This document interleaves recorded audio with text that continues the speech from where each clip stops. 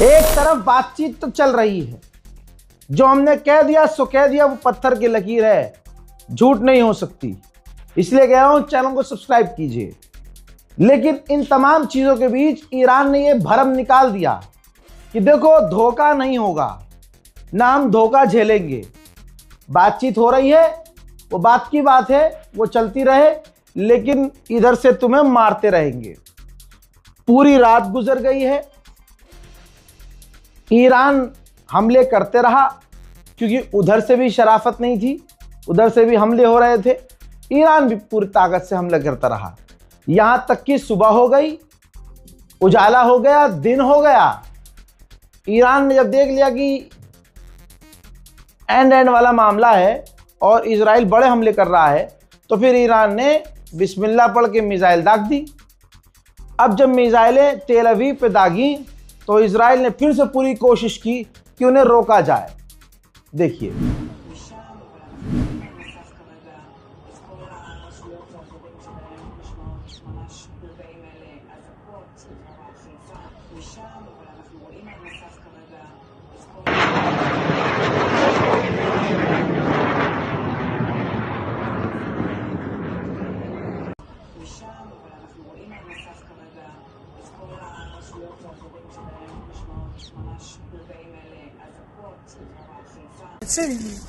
נפילה בתל אביב. תסתכלו איזה ישן. अब मैं एक आपको और खूबसूरत मंजर दिखाऊंगा। ईरान तो छोड़िए, ईरान की मिसाइल कमाल की है भाई। और दुनिया का, आप सोचिए, हम देख रहे हैं दुनिया का सबसे खतरनाक एयर डिफेंस सिस्टम, दुनिया के सबसे खतरनाक देश के पास, इजराइल के पास अब एक मिसाइल है। ये देखिए, ईरान की एक मिसाइल, और ये बड़ी खतरनाक लेवल पर वायरल होने वाली वीडियो। ईरान की एक मिसाइल तेजी से तेल अवीव की तरफ जा रही है तेल निकालने के लिए, और दो इंटरसेप्टर, ईरान की मिसाइल को रोकने के लिए 2 रॉकेट इजराइल के उड़ते हैं। और भाई वो दोनों रॉकेट को बेवकूफ बनाते हुए बीच से ईरान की मिसाइल उन दोनों इंटरसेप्टर के बीच से निकल जाती है, और इजराइल का एयर डिफेंस सिस्टम उन्हें रोक नहीं पाता है। अब दुनिया अपनी नंगी आंखों से देख रही है कि ईरान की मिसाइलों के सामने इजराइल के डिफेंस सिस्टम किस तरह से फेल हो रहे हैं। अब इसके बाद ईरान की मिसाइलों ने इजराइल में जाकर फटना शुरू किया। तो हाल देखिए, इजराइल ने कोशिश किया, और वो कर ही रहा है बेचारा, कि भाई ये तस्वीरें न जाएं तबाही की। अब ये दिन में जो तबाही मची, जिन मिसाइलों को इजराइल रोकने में फेल हुआ, आप देखिए, ये तेल अवीव है। ईरान ने पहले ही कहा था नक्शा बिगाड़ देंगे, और आप देख लीजिए नक्शा क्या, शक्ल तक ईरान ने इजराइल की बिगाड़ दी है। यही वजह है कि डोनाल्ड ट्रंप बातचीत के टेबल पर है। और अगर ईरान 2-4 दिन और इसी तरह से डायरेक्ट इजराइल इस तरह से मिसाइलें दाग कर ठीक करे, तो पूरी दुनिया एक साथ कहेगी ईरान से कि बातचीत की टेबल पे आ जाओ। तो ये तबाही देख लीजिए आप कि ईरान ने किया क्या है, और ये भी थोड़ी देर पहले का मंजर है। ईरान की मिसाइलों को रोकने में तेल अवीव पूरी तरह से फेल हो गया, और दनादन मिसाइलें गिरी। מה קרה פה לבניינים? האוטו התהפך. תעזוב אותך עכשיו, אין בעיה. יאללה, אני בא. יופי. אל תתקרב שלא יתפוצצו מכוניות.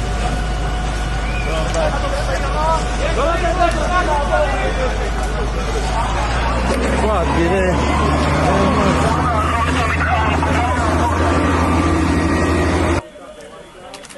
שלא יתפוצצו פה כל המכוניות עכשיו.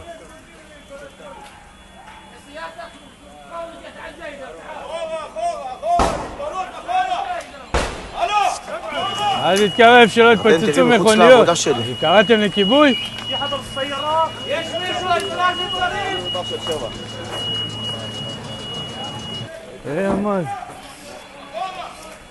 מה זה? בלוי מרשל. מרשל 7. לא יתפוצצו פה כל המכוניות עכשיו.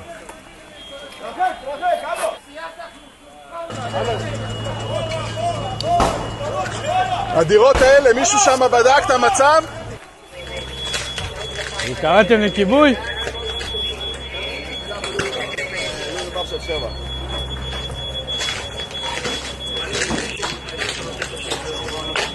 מה זה, בילוי מרשל.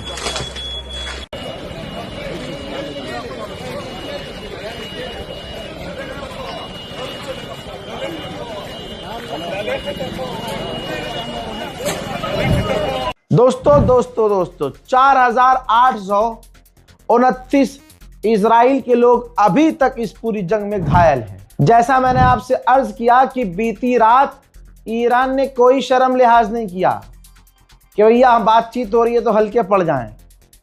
ईरान ने कुवैत पर भी हमले किए, बल्कि जब सुबह का सूरज निकल चुका था, यहां उधर थोड़ा अंधेरा ही था, तो ईरान ने मिसाइल दागी और कुवैत में कई रॉकेट और ड्रोन गिरे, जिससे कुवैत की सरकार ने ये खुद कुवैत की गवर्नमेंट ने खुद बताया है कि ईरान के हमलों की वजह से कई इलाकों में पावर आउटेज हो गया, यानी बिजली ही चली गई, बत्ती गुल हो गई, अंधेरे में कुवैत डूब गया। ये कश्मीर के मुसलमानों को शुक्रिया अदा कर देना, और जो सुअरों का झुंड है जो भारत में कल तक खामनाई को गाली बक रहा था, हजरात उन पर भी रहम कर रहा है ईरान। देख लीजिए, 2 और टैंकर भारत के पर्शियन गल्फ से, स्ट्रेट ऑफ हॉर्मूज से निकल चुके हैं, और स्ट्रेट ऑफ हॉर्मूज से आगे बढ़ते ही अब उन्हें इंडियन नेवी, जी हाँ भारतीय नौसेना एस्कॉर्ट करके लेके आएगी। अब उसके एस्कॉर्ट करने की वीडियो और फोटो, जहां पर्शियन गल्फ से यानी स्ट्रेट ऑफ हॉर्मूज से आगे निकल जाने के बाद, जहां कोई खतरा नहीं है, जहां से भारत की नौसेना उस टैंकर के साथ आएगी उसको रेस्क्यू करते हुए, उसकी फोटो और वीडियो आएगी, स्लो मोशन वीडियो लगाई जाएगी, पीछे कोई देशभक्ति का सॉन्ग चला दिया जाएगा, या मोदी मोदी मोदी है तो मुमकिन है ये चलाया जाएगा। लेकिन असलियत क्या है वो आपको पता है। पापा ईरान ने ही परमिशन दी है, और परमिशन दी है तो भारत के लोगों के लिए, समझ रहे हैं, ये तो चीज क्लियर हो चुकी है।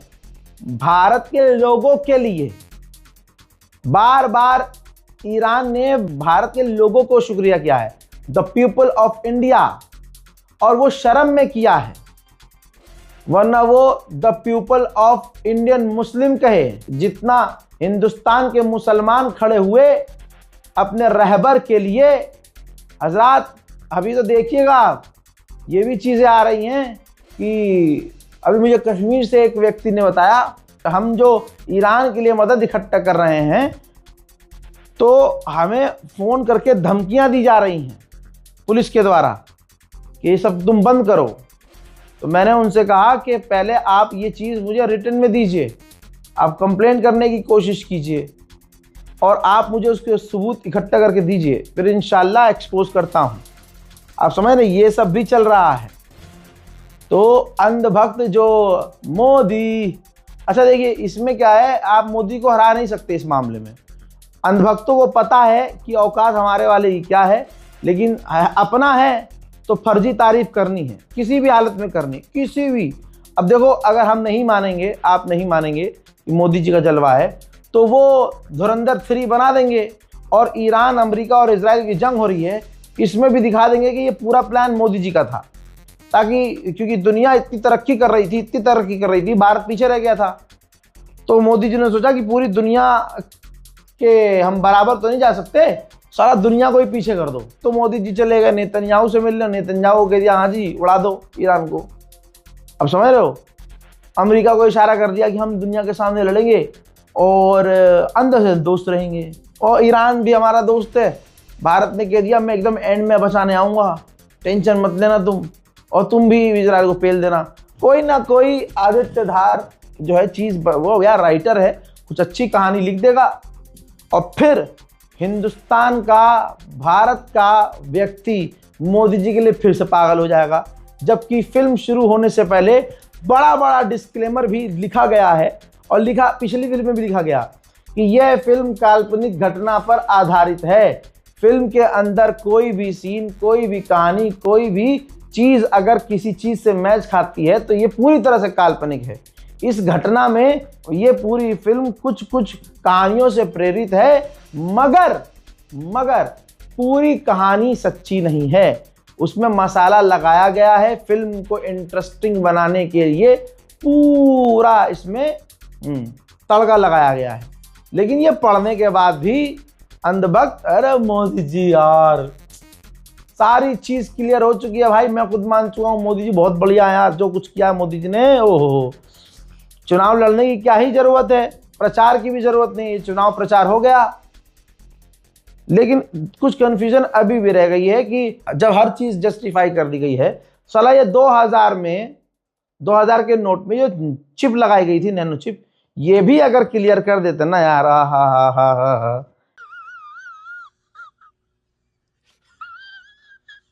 हाँ नहीं, वो क्लियर नहीं हो पाया बस मुझे, बाकी हर चीज क्लियर है। हजरात मोहतरम, फिलहाल के अपडेट में इतना ही। इस रिपोर्ट को शेयर कीजिए, इंतजार कीजिए अगले अपडेट का। जय हिंद।